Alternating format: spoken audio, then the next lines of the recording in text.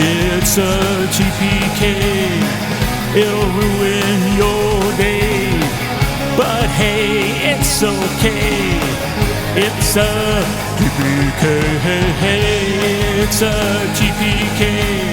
Hey everyone, this is Carl, and today I want to talk about playing online gaming. Everybody's doing it now because we can't get together in person. I personally have done it almost exclusively for the last couple of years. And so I thought I'd talk about some of the tips, tricks, ideas, just a mishmash of things that I've come up with throughout time, and I thought I'd just share them. Again, I say sometimes these things are intuitively obvious, sometimes they're not, but hopefully you enjoy it anyway. Like I said, I'm Carl. I'm with Tabletop Tango, and we're kind of a video channel that tries to focus on some deep dives on certain topics, and then I talk about things that I think are interesting. We've done some Savage Worlds. We're working on some Pathfinder, so if you like it, please subscribe, hit the like button. Not trying to be famous, not trying to be, YouTube star. It'd just be really, really cool to have people subscribe and like what we're doing. So anyway, I was talking about some tips, ideas for doing online games, and so I will do that.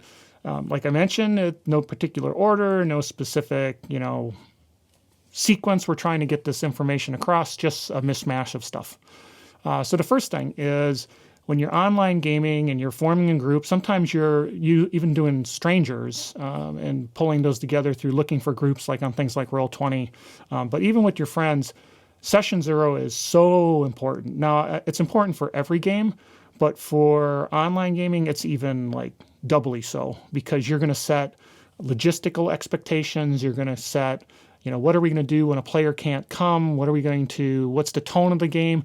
What tools are we going to use? How are we going to interact with each other?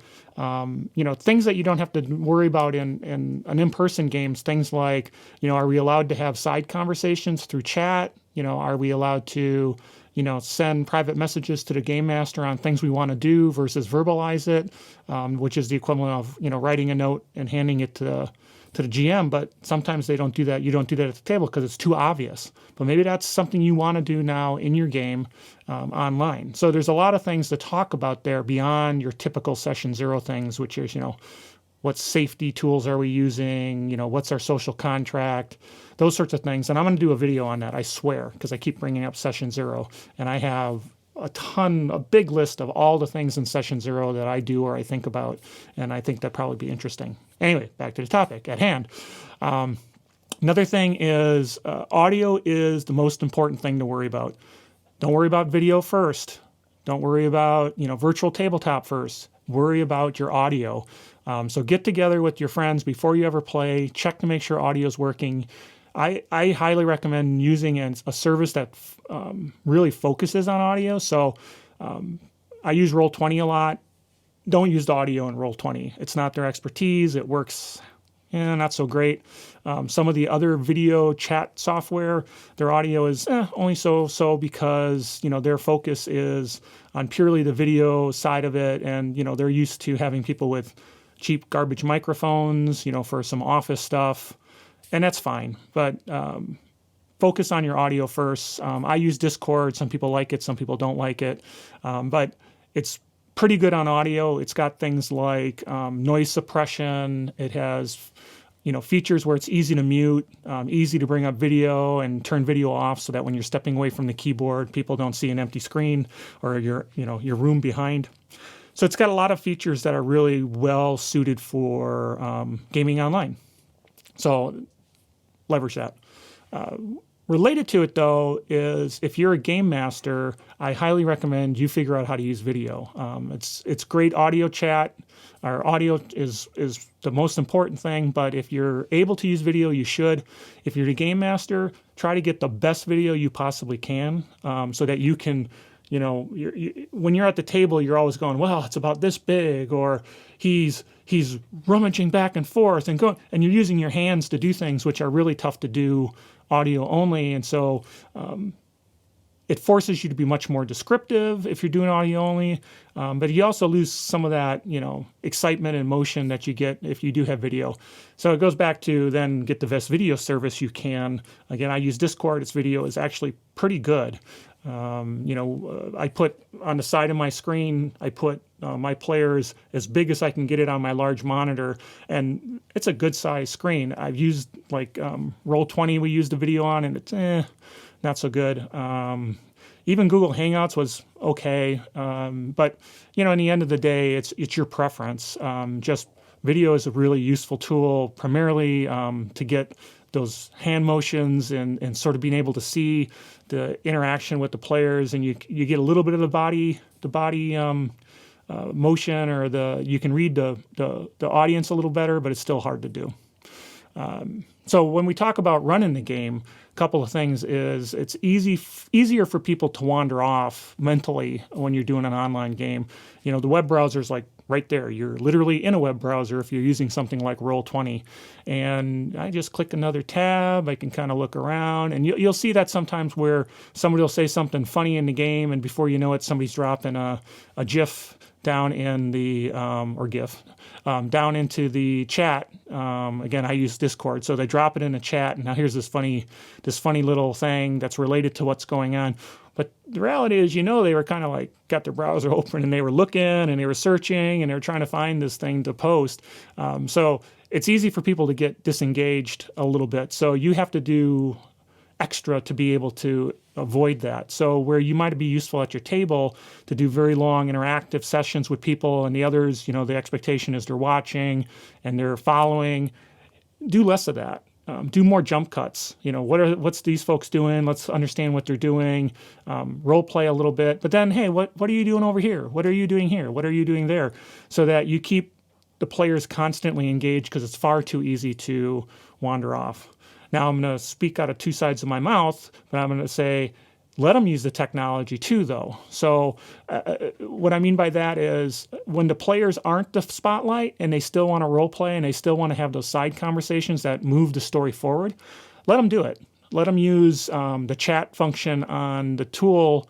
Again, Discord I use, on the tool to go back and forth, to add some comments, to say, hey, Mike, I'm thinking about this. What are you thinking about? Can even do it in character, which would be really cool if you can get your players to do that.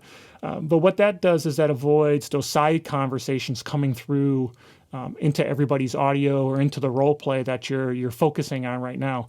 At the physical table, somebody can just kind of turn their head, whisper to their friend, they can kind of come along and you're over here, and it's fine because that's not pulling your focus. But when you're online, all the audio is even. So if these two players want to talk to each other, they're going to be talking over everyone else. So encourage that to be done in chat or something like that, because that's less invasive, and it still gives those people to do something in game while you're working with somebody else. Another thing that's unique to online gaming is automation. I really recommend you learn how to use the tools you're using, the virtual tabletop, learn the macros, learn what it can do, how it can automate the game session. You can just use audio, video, and have people roll on their desk, have paper character sheets. You can do the table experience almost like nothing's changed. Just run the adventure, and all we now have is audio and video. But I think if you leverage the tools that are out there, you're going to have so much better of an experience, because on the table, when you're rolling that die and it comes up a 20, everybody's looking over your shoulder. Everybody's looking at the table. There's no question about what happened. Online, you roll the dice, you go, I got a 15. Roll. Oh, you got an advantage? Yeah, I got advantage. Okay, well, I rolled 11 and I rolled a 15. And now everybody's got to figure it out. You're doing that math. These systems, these virtual tabletops, they have that all worked out. They have it all automated. Put your character sheets together, put the macros in. I play a lot of Savage Worlds, and so Savage World, there's a few really nice macros for Roll20. I wrote one, which is a status changer, but there's also an initiative tracker. And so, one button, you've dealt initiative, you've taken into account people's hindrances, or not hindrances, their edges, and it's really cool. Saves a ton of time, and you can't deal cards out all that easily when you're talking about doing it on your desk when everyone else is remote. So definitely take advantage of it. It's an investment of time, I get it, but it's so useful to streamline the game, and you're not playing in person, so you don't have that piece of it. but leveraging the automation and what the tools can do, you get a piece. At least you got something for the trade-off. As a game master, it's really easy to get sidetracked yourself. So you've got the screen up, you're looking at it. The players are going in a direction. It's easy for you to go, oh, well, I can find a picture of that thing and I can post it, or I can quick pull a map up and build a map in my tool while they're talking. Try to avoid that. If you haven't prepped it, you haven't prepped it, because what you're going to do is, while you're focusing, just like if the player's disengaged, while you're focusing on this thing, you're missing what's going on in the role play, what the characters are talking about, how they're interacting. And, I get it. You really wanted to have this thing, and oh yeah, I can do that. It makes sense. Sure. Totally makes sense. Better to take a break, which is another thing on online gaming. Make sure you take those breaks, because, when you're at the table at a friend's house, everybody just wanders off when they need to wander off. Not a big deal. They're reaching out, grabbing some chips. It's all okay. Online, you're there. You're in front of the camera. People don't feel like they can just wander off. Give them breaks. And then during that break, that's your chance to maybe engage and pull things together. Taking notes also can be tough. I use OneNote exclusively, since I can just have it open, but it's really tough. I have kind of a note where I just jot things down as they happen, and then I take those and I put them into the categories of my main notes. So during an adventure, just grabbing stuff. Oh, I came up with a name. I throw it in there. I work on that. Then after the session is when you parse through it and go, okay, well, that name now belongs to an NPC. Let's put them in the NPC tab. Let's start statting them out, or whatever is necessary to be done. Don't do that during the game. It's really easy to get into that trap, because you've got your notes open, it's all there, and you say, I just came up with an NPC. Well, okay, where's my NPC tab? New page, start entering the stuff. And then you've blown the kind of the flow of your game. Just think, when you're at the table and you're game mastering, you're not taking copious notes. You're taking the key things down, and then later you're coming back and processing them. It's the same thing online. The last thing I'll mention, which is really tough, is reading the table. I mentioned video is really useful, but you have to go out of your way to really kind of understand what's going on at the table. Are people engaging? Is somebody seeming like they're getting bored? You just can't see this body language, like you could. You can't see the people slouching in their chair, because it's tough to see. See, I'm slouching, but it's kind of hard to tell. So there's a lot of things you can't see when you're playing online. So you've got to really kind of talk more to the players, really understand what they found nice, what they didn't find nice. And you've got a great tool to do it, because you got the chat, you've got, the online capabilities of your tool. You can ask those questions real easy. It's like, hey, were you having a good time? Was there something that was missing? Was there something you want to change?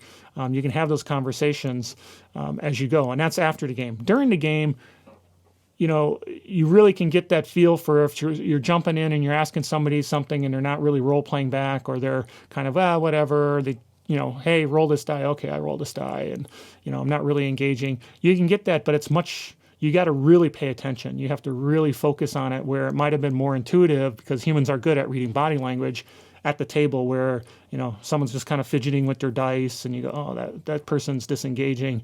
Hey, let me pull them into the story a little bit more. So that's kind of what I have. Session 0 is real important. Audio is the most important thing that you can get right. Video then is really useful from a game master standpoint. So that's important to get a good video system if your bandwidth allows for it. Do those smash cuts between players. Make sure that the players each get their turn, so that they don't disengage and start browsing the web or screwing around. I talked about it at the end, but that drives body language that you can't really see. So you have to really focus and, think about it, and, ask the players, those questions that you may not want to ask normally because you just kind of intuitively know it. Take advantage of your tools. You're giving up face-to-face social interaction for this online experience. Might as well take advantage of everything it offers. There is for Roll20, for Foundry, for all these different virtual tabletops. There's character sheets that do like 90% of the work for you. They put the bonuses, they do all that. You click a button, It rolls the dice, adds the bonuses, tell you if you hit, and in some cases it'll do the damage right away too, and bam, you saved a lot of time, and now the mechanics are getting out of the way. Cool. It's really cool. Careful with taking notes. Don't get yourself sidetracked as the game master, taking too many notes during the session. You wouldn't do it when you're, face to face. Why do it online just because you got your favorite note taking software just sitting in your face? Doesn't mean you got to use it. So anyway, those were kind of some of the things. Like I said, it's a mishmash, just some different ideas of things that are important to me when I'm running a game online, which I do almost exclusively now. So if you liked it, subscribe, like, that'd be cool. But again, I'm Carl Davis. I'm with Tabletop Tango, and we appreciate you watching the channel, and hopefully we'll get back to more with Eric, because Eric's fun, and we'll see you next time. Talk to you later. Bye. It's a TPK, it'll ruin your day, but hey, it's okay. It's a TPK, it's a TPK. The characters had their day.